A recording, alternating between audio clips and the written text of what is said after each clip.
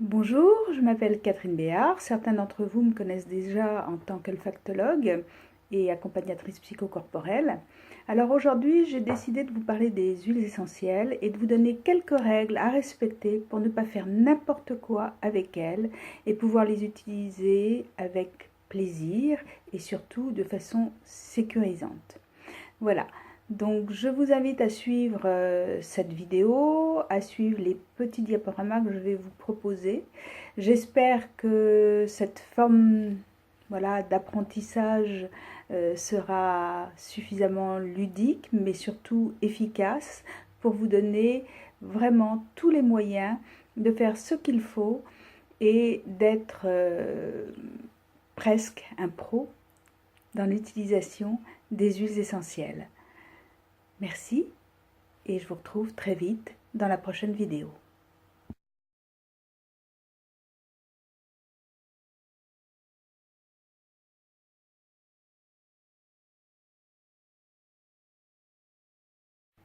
Alors merci de me retrouver sur cette vidéo. Donc pour commencer, nous allons parler un petit peu des huiles essentielles et déjà de savoir ce qu'est une huile essentielle. Alors une huile essentielle, c'est une substance odorante, volatile, qui n'est absolument pas grasse, malgré le nom qu'on a pu lui donner, le mot de huile essentielle, et qui est sécrétée par des plantes et par différents parties des végétaux, en fait, qui vont être utilisés. Alors, ces molécules aromatiques, en fait, qui constituent donc cette huile essentielle, vont dépendre aussi du végétal, bien sûr, de la partie du végétal qui est utilisée, puisque généralement on les trouve plutôt dans les fleurs, les graines, les feuilles, les tiges, les racines, et en fonction de la partie qui va être utilisée, eh bien, il y aura des propriétés différentes. Ce qui est aussi important, c'est de savoir que tout cela va dépendre aussi de l'endroit où elles vont pousser, de leur environnement, du climat, du moment où elles vont être récoltées, comment elles vont être récoltées, de la façon dont elles vont être obtenues. Généralement, elles sont obtenues plutôt par distillation à la vapeur d'eau ou par extraction à froid pour tout ce qui est issu des zestes des fruits. Donc ça, voilà, en règle générale, c'est déjà ce qu'il y a à savoir. Il y a plein d'autres choses, bien sûr, à savoir qu'on peut développer. Mais je pense que déjà, si vous savez ça, ce sera déjà très important. Alors, juste une façon, un petit mémo pour vous, qui sera très facile déjà à retenir et qui vous donnera de grandes informations lorsque vous aurez un flacon d'huile essentielle avec différentes choses qui seront écrites sur le flacon, qui pourront vous donner des infos sur l'utilisation que vous allez pouvoir en faire. Tout ce qui va être issu des feuilles va aider à respirer. Alors, toutes les huiles essentielles font respirer, mais particulièrement, plus particulièrement, lorsqu'elles sont issues des feuilles. Donc, elles vont agir sur toute la zone, tout le système respiratoire. Lorsqu'elles sont issues plutôt des fleurs, des graines, elles vont agir sur notre digestion et aussi sur notre système nerveux. Lorsqu'elles sont issues des racines, par exemple, elles vont nous aider à nous ancrer, à nous poser, donc à calmer aussi. Qu'est-ce qu'il y a d'autre à savoir? Donc les fleurs, je vous ai dit, les feuilles, tout ce qui va être issu donc des zestes aussi va aider aussi à la digestion en même temps. Donc voilà aussi un petit moyen mémotechnique pour savoir voilà à quoi vont servir les huiles que vous allez pouvoir avoir dans votre aromathèque. Ces huiles essentielles, elles appartiennent à différentes familles biochimiques qui elles-mêmes ont une incidence sur notre physiologie et sur nos différents systèmes, système endocrinien, système digestif, système nerveux, système lymphatique, etc., etc. Je ne rentrerai pas dans les détails car là c'est vraiment, je dirais, un cours complet et je pense qu'aujourd'hui, ce qui va être important, c'est de vous aider à vous y retrouver un petit peu dans la façon de pouvoir utiliser les huiles et de pouvoir le faire simplement. Donc, je vous donne rendez-vous dans la prochaine vidéo pour vous parler de la façon d'utiliser les huiles essentielles.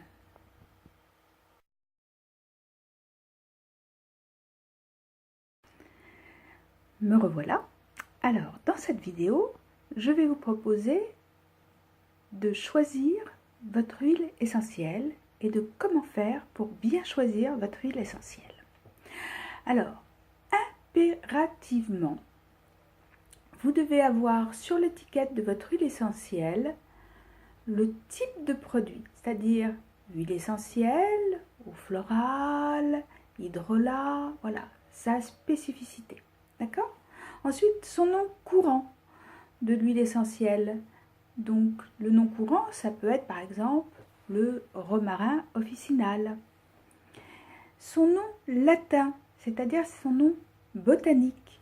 Et son nom botanique, c'est lui qui vient préciser le nom complet, la partie de la plante aussi dont est extraite l'huile essentielle.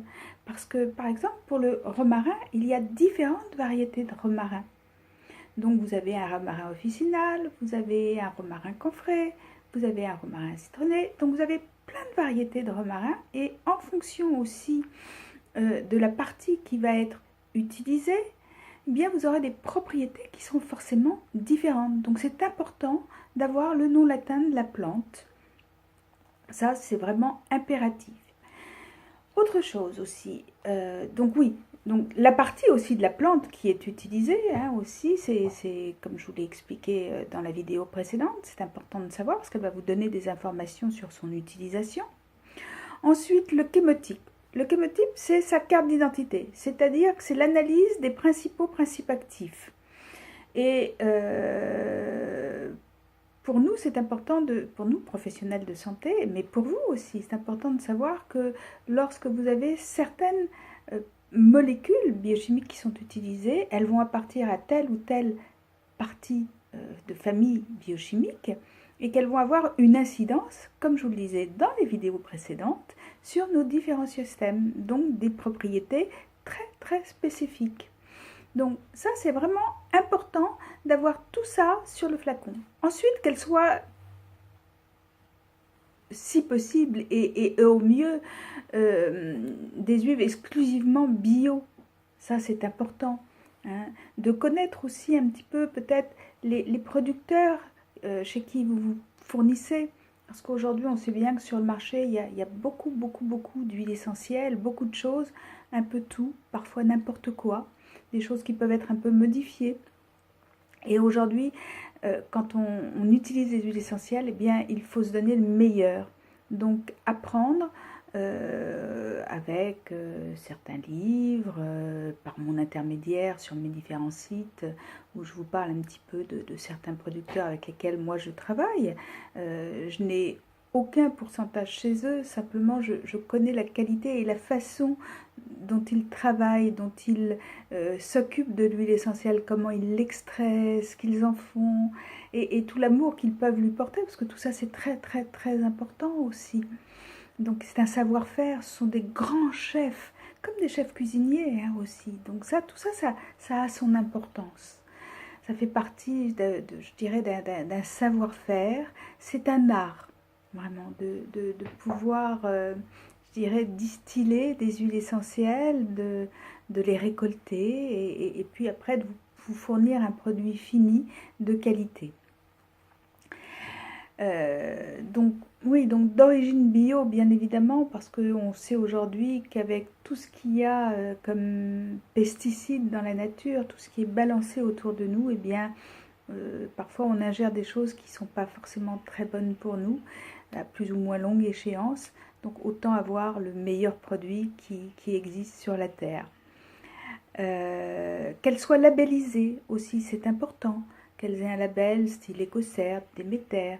C'est aussi une marque de sécurité et de qualité.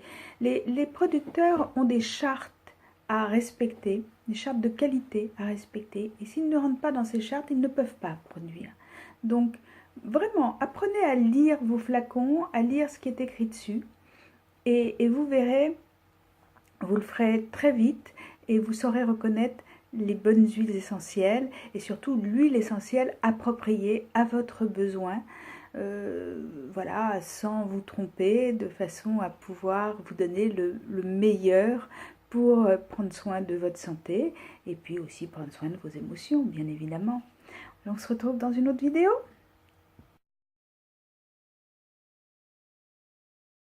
Vous me suivez toujours? Vous êtes toujours là? Alors on continue. Alors j'ai juste une petite rectification à faire parce que tout à l'heure dans la vidéo précédente, j'ai mentionné comme exemple le romarin officinal, et je vous ai dit qu'il y avait plusieurs variétés. Et à un moment donné, je vous ai dit il y a un romarin citronné. Erreur de ma part, bien évidemment, mes pensées devaient se porter vers l'Eucalyptus citriodora, donc l'eucalyptus citronné, qui n'a absolument rien à voir avec le romarin dont je voulais vous parler, qui est le romarin averbenone. Donc, pour rectifier donc cette erreur, cette grosse erreur que j'ai faite, donc je vous rappelle, donc romarin officinal, romarin averbenone, romarin camphré. Voilà. Donc maintenant on va passer, je dirais, aussi au mode de conservation des huiles essentielles, parce que ça j'ai omis de vous en parler dans la précédente vidéo. Alors les huiles essentielles, en règle générale, lorsqu'elles sont issues des agrumes, on les garde facilement 3 ans et de préférence on va les garder au frais. Et puis pour ce qui est des autres huiles essentielles, en moyenne on les garde entre 6 ou 7 ans. Parfois plus, ça dépend de la conservation, hein. Il faut les conserver à l'abri de la lumière, à l'abri de la chaleur et surtout de bien refermer vos flacons à chaque fois que vous les utilisez, parce qu'en fait elles ont horreur de l'oxygène qui rentre, ça a tendance à les oxyder. Et c'est pour ça que parfois certaines huiles essentielles, comme par exemple les huiles essentielles de pin, vont parfois sur la durée, la longévité, avoir parfois des odeurs un petit peu de pneus brûlés, ce qui n'est pas très agréable en soi. Donc en moyenne, 6 à 7 ans pour la plus grande variété des huiles essentielles et 3 à 4 ans pour les agrumes. De la même façon, je vous conseille d'utiliser plutôt des petits flacons plutôt que des grands flacons, sauf si c'est pour de la diffusion et à ce moment-là, vous en avez besoin de plus grande quantité. Pourquoi? Parce que justement, en prenant des petits flacons, vous allez pouvoir les utiliser plus rapidement que, en plus, les huiles essentielles, on ne les utilise pas systématiquement, pas tout le temps, pas forcément tous les jours, à moins d'être une aficionada et de se faire des parfums, voilà, on peut aussi, mais on va dire que en moyenne, ces petits flacons qui sont des concentrés, hein, qui sont concentrés de molécules vraiment très vivantes et très spécifiques, eh bien, on en utilise très peu en plus, donc quelques gouttes, donc ils vont durer assez longtemps. Voilà, donc pour ce qui est de la conservation des huiles essentielles, donc pour résumer, donc il est préféré de les garder à l'abri de la chaleur, à l'abri de l'air bien sûr, de préférence au frais pour les agrumes, et donc d'utiliser des petites quantités, des petits flacons. On se retrouve sur une autre vidéo pour les règles d'or à respecter pour une bonne utilisation des huiles essentielles.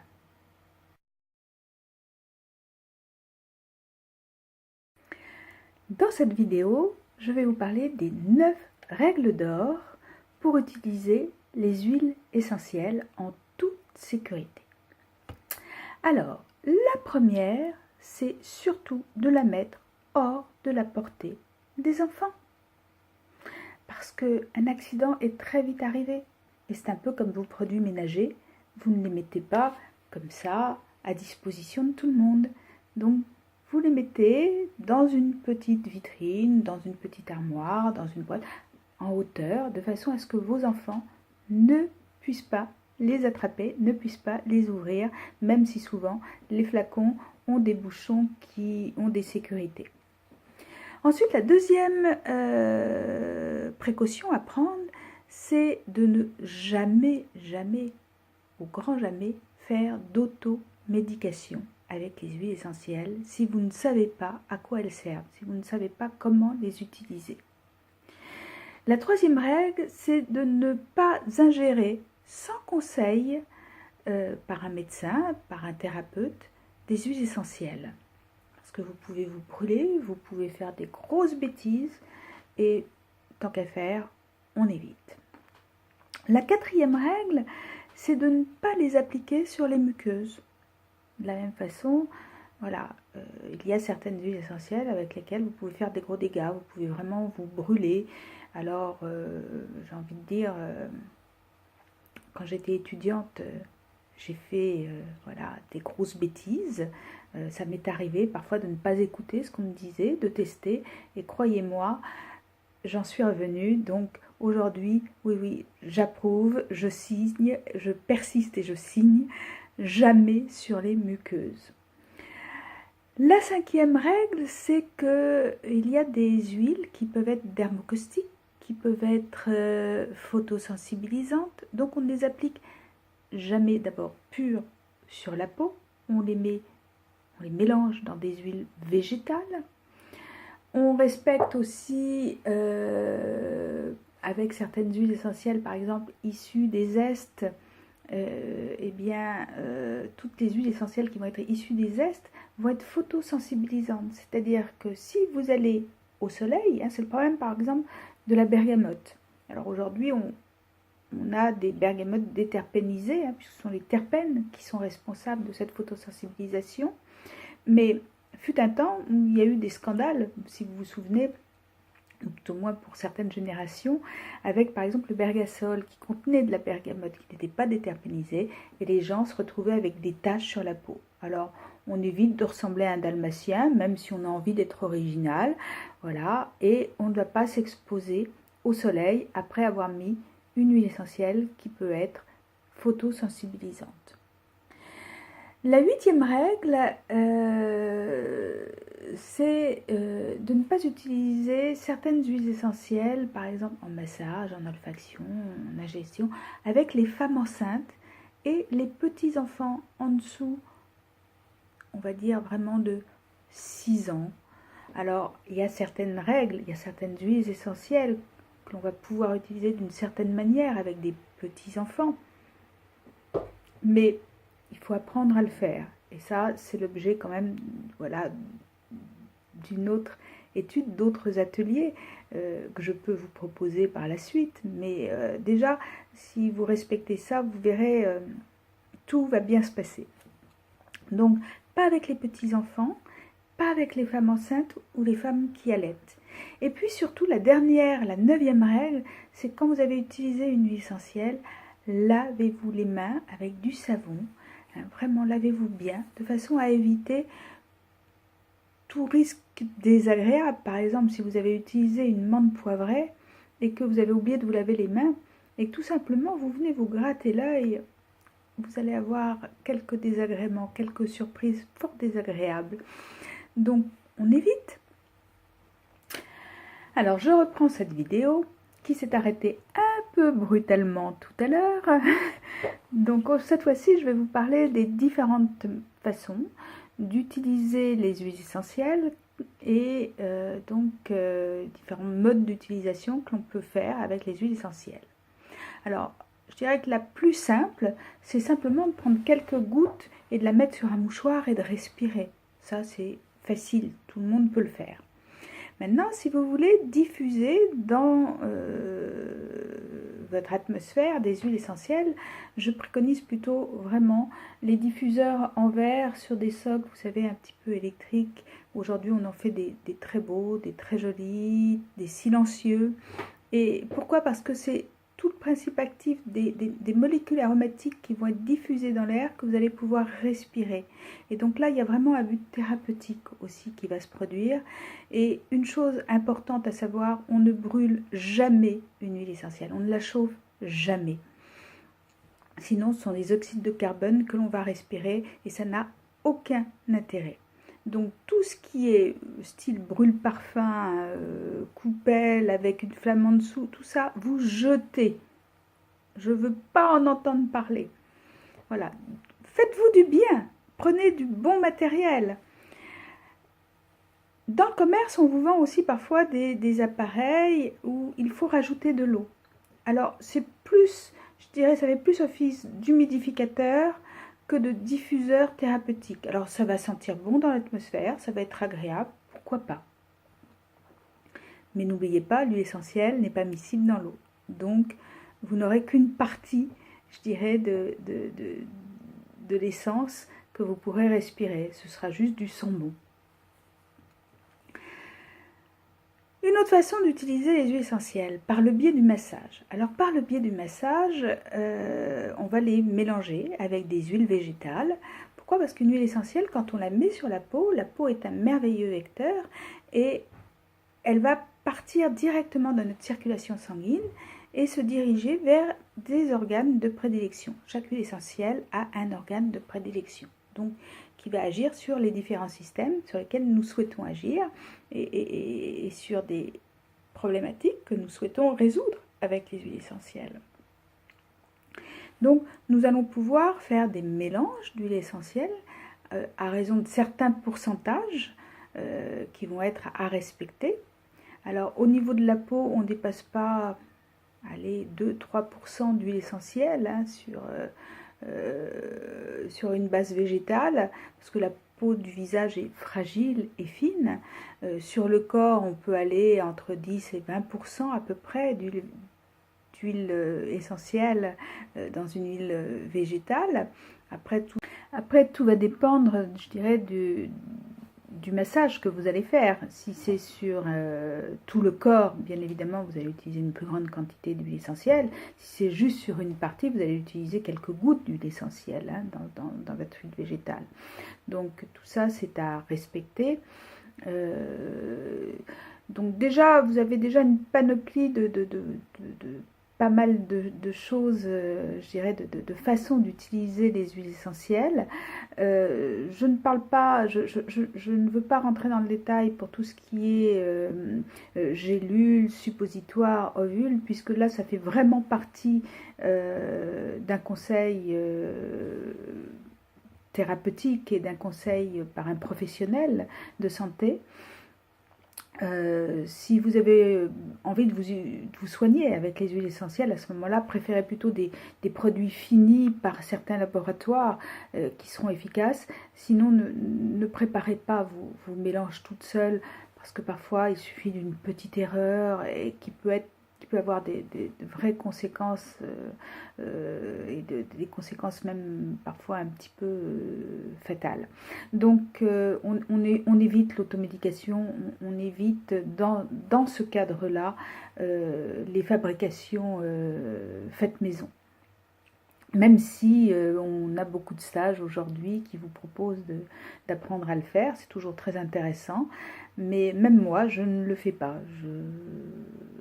Voilà, je prends certaines précautions. Donc voilà pour tout ce qui est donc utilisation des huiles essentielles. J'espère que ces petites vidéos vous ont aidé à y voir un petit peu plus clair. Bien évidemment, je ne peux que vous conseiller de suivre une formation complète si vous avez envie d'aller plus loin, parce qu'il y a toujours des choses très intéressantes à apprendre en aromathérapie.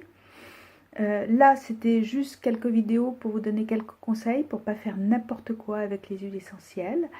Si vous avez des questions, eh bien, vous pouvez me retrouver sur mes différents sites qui vont s'afficher à la fin de cette vidéo et de ce petit diaporama. Faites-moi part de vos réflexions. Si vous avez envie d'aller plus loin, eh bien, vous pouvez toujours me contacter via mon site olfactologiesurmesure.com. Et puis, pourquoi pas se rencontrer et faire une formation ensemble et aller plus loin aussi en olfactothérapie. À très bientôt et bonne utilisation des huiles essentielles.